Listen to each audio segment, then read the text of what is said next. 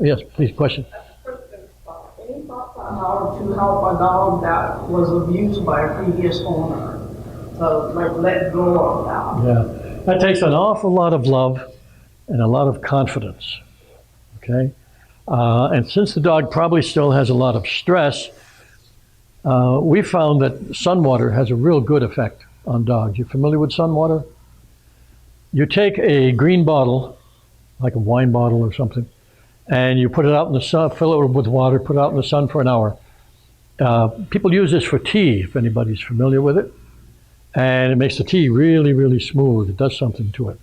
Well, it does something to the water that's very good for dogs, and it helps to relieve the stress. So that for stress. The rest of it is a lot of praise and complimenting, even silent. You don't have to do it aloud all the time, but a lot of it until it starts to feel loved. Yeah.